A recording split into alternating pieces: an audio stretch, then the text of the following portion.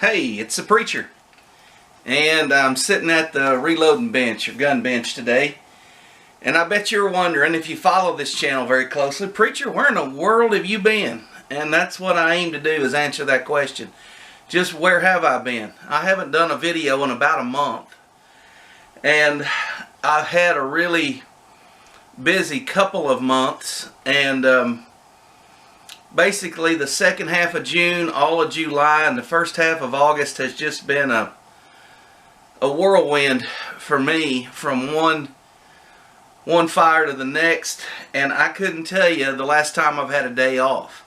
You know, the title of my channel is Preacher's Day Off, and it's pretty much whatever I'm doing on that day off, but I haven't had a day off. Now, it's not like I'm working 12, 14 hours a day. It's just I haven't had a day where I haven't had a meeting, an appointment, someone that needed, some counseling, a service to be at. I've had something going every day, and usually at least half the day. So with the heat and everything, if you're not able to get out there first thing in the morning, we had a heat index here where I live at of 129. It was like 105, but with the humidity, or 100 maybe, and with the humidity it was 129. So it ain't like I've been able just to go out and do stuff. So let me tell you a little bit about what's going on. I'm going to try to, it's a long story, I'm going to try to make it short. We went on a family vacation in mid-June. While we were on vacation, my mother-in-law was in an accident. She got ran over by some cows that were out. She was trying to put them back up. She was on a four-wheeler, and a cow turned around in front of her to try to get away and knocked her off the four-wheeler and broke her shoulder right here and cracked her pelvis in two places. So my sister-in-law had to come in from Georgia to stay with her because we were on the other side of the country. So when we got back, my mother-in-law's in a wheelchair with one arm in a sling. My father-in-law has been in and out of the hospital and the nursing home since about January. And so we've had a lot of taking care of him the last few months. Anyways, now she's been doing that. They live on a farm. They are farmers. I live on the farm. We own some land on the farm that they operate. We had a flood in Arkansas, a record flood, broke all the records. That flooded a bunch of our hay ground. It flooded a bunch of the land where we pasture, where we kept cows. That's why the cows were out. They were all up here. So my father-in-law is in the nursing home. He doesn't want to change anything on the farm. He wants to keep everything going. My mother-in-law wants to take care of him and, honor his wishes, but she just can't. So we had to sell a bunch of cows just because we didn't have any place to put them. She wasn't able to do anything. His health just kept going down and down and down. He's spending more time in the hospital than he was in the nursing home. During all this time, I met with some other farmers and rented out the land that we have on the river where you saw the flood damage. There's another farmer that's running cows on that this year, and we're still own it, but we've got him. We've got it leased to him. There's another farm here nearby, a little spot of ground. I got it leased. And so I was doing all this to try to take a load off my in-laws because of his health and because of her health. So I was tied up taking care of them. So was my wife. My sister-in-law's in from Georgia. She's trying to help. So we're all really trying to keep the farm going and downsize. And at the same time, our church puts on a big conference every year for preachers. And so we had, I think, 43 preachers here at our church just a couple weeks ago for a Thursday, Friday, Saturday conference, which I do most of the cooking for that. The main course meals, the church provides desserts, and anyways, I have a lot of responsibility with that, and I just couldn't get it all done. So I never had any time away just to take a day off and do anything. Ultimately, my father-in-law passes away after a long battle with bad health. I believe him to be a Christian by the life that he lived. I believe him to have went to heaven, and that's what he believed and what he hoped for. And so it was sad to see him go, but at the same time, I've watched him suffer for the last 8 months, and he just wasn't getting any better. He just kept getting worse and worse and worse. His mind was gone. His physical health was gone. He spent the last few weeks not able to get out of bed or didn't know who anybody was. So we had a funeral for my father-in-law.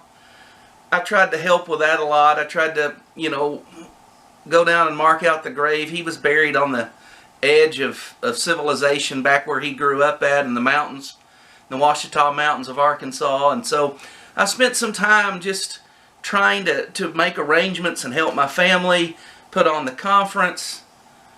I really thought, hey, this week, finally, everything's kind of settling down. I had a cardiologist appointment on Tuesday.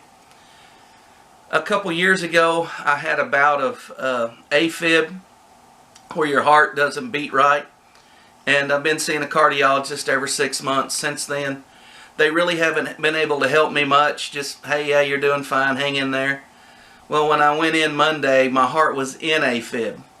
And so now they're serious about doing something. And so they've got me an appointment set up to get what's called ablation, where they go in and cauterize the part of your heart that's trying to beat before it's supposed to. Basically, your heart is a double-chambered pump.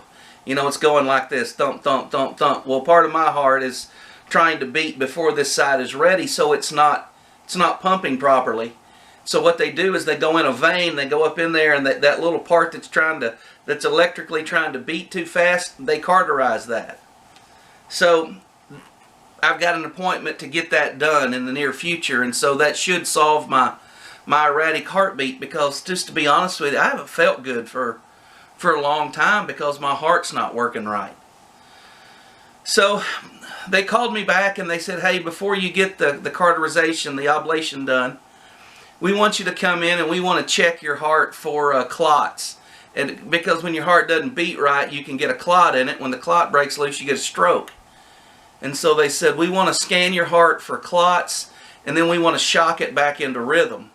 So yesterday, I went into the hospital at 6:30, and they go down in your esophagus with like an MRI machine, and they look at your heart, and they verify you don't have any clots in there, because when they shock it, it's going to go back to normal for a little while. We don't know how long.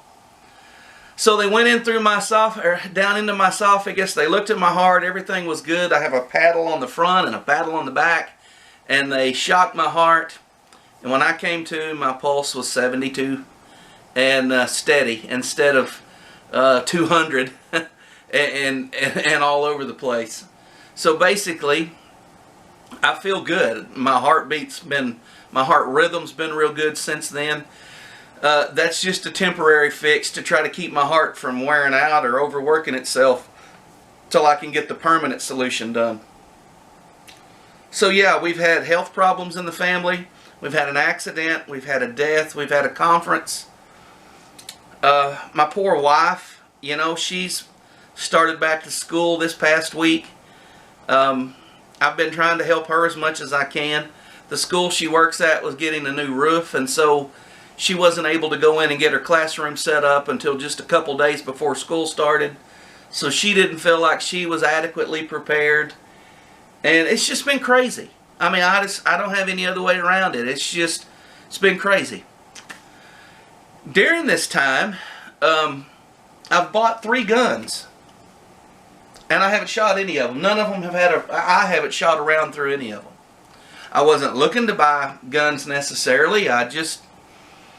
We had to go get horse feed for the in-laws' horses, and I went into Atwood's one day, and I was kidding with my wife. I said, well, you can't go into Atwood's without walking over to the gun counter and at least looking around. She kind of rolled her eyes, and I didn't expect to buy anything, but I walk over there, and they got a 12-gauge automatic tactical shotgun. Not something I would ever go, I want a tactical 12-gauge. But this guy's looking at it, and I'm like, that's kind of a nice looking little shotgun. And I see the tag hanging off of it. It's $199. So here's what it looks like. It's it's imported by Rock Island Arms Dara Arms turkey. Anyways, it's a Turkish import. 12 gauge, automatic. Has the peep sight, the fiber optic front sight. Has a rail on the front, a pistol grip. It really fits good. It seems like it would shoot good. It comes with 3 chokes plus the one that's in it. It's got the door breacher on the front, and $199. What do you do? You got $200 bills in your back pocket. What do you do? Well, I'll tell you what you do. You buy it. So I bought that, and I bought that probably a month ago. I haven't even had time to shoot it yet. The same time I bought that gun, I had sent the lever action Marlin 357 that I used to own to a gun show with my buddy from church, Bob. Bob likes to set up a table at the gun show, and right after I bought this gun, he called me and said, "Hey, I sold your lever action 357. So the reason I sold the lever action 357 was so that I could buy the bolt action 357. This is a Ruger M77 357. So it's a bolt action Ruger in 357 Magnum, or you could shoot 38 Special. I've topped it with just a cheap Vortex Crossfire 2 3x9x40, and just a little word to the wise, that's about all the scope you can put on it. If you notice there, it just barely clears. So if you're looking at one of these, you might want to think about the thickness of your scope, because it comes with these mounts and rings. Anyways, I've had this gun about 3 weeks. Haven't shot it. So I'm all done buying guns. Okay? Alright, champ, you're going to have to go outside, or you're going to breathe on the camera. Good boy. So I'm all done buying guns. I mean, how often do I own 2 guns and haven't had time to shoot either one of them? Well, this guy that works on the farm shows up and he's like, "You want to buy a pistol?" And I was like, "No, I don't want to buy a pistol." And he says, "I've got one for sale." And he says it's a Springfield XD and a 45 subcompact. Comes with the 2 magazines. Comes with the one with the extension that holds 6. This is empty, by the way. Don't panic. And the one that holds 5. So I'm sitting here looking at it going, wow, I've never owned a 45 ever. And a little compact that you could slip, you know, down inside the waistband. I'm thinking that would actually be pretty nice. But that's way out of my price range. Then he told me what he wanted for it. He shot it 3 times. And it was a really good deal. So what do? Well, you pay the man. Now I've got a 45 XD 3.3 and 45 ACP that I have never fired.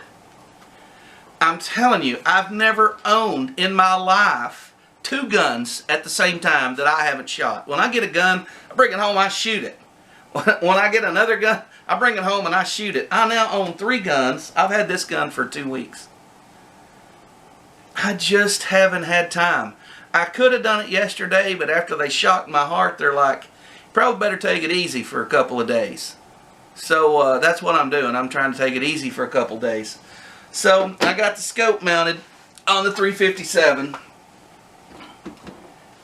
And I've rounded up several different shotgun shells to try in the tactical shotgun. And if I ever get a free day, which today's been a pretty free day, but they just said, hey, don't get out there and overdo it. I need to mow my grass.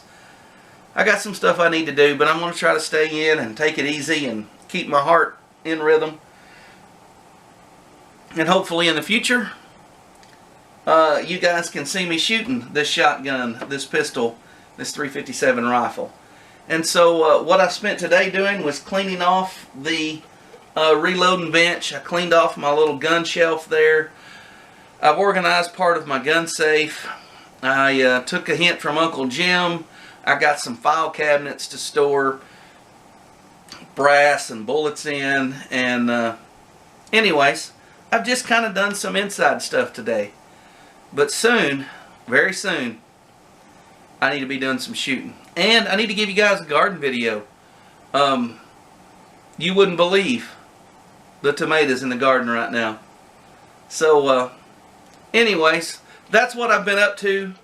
I don't say it because I want your sympathy. I just say it so you know what's going on. The Lord's been good to me. He's been gracious to our family in spite of all the hardships that we've had. We all love each other. We all get along well. Everything's gone smoothly as possible. Even though it's been time consuming, it's still been as easy as possible. So, thank you guys for watching. That's where I've been up to for the past 2 months, basically. And hopefully, things smooth out in the future. And get my heart fixed here in a month or so. And anyways, I'm just preparing for better days ahead. Alright? Thanks for watching. I'll see you on the next video. And hopefully, that won't be any longer than about a week away. So, we'll see you then.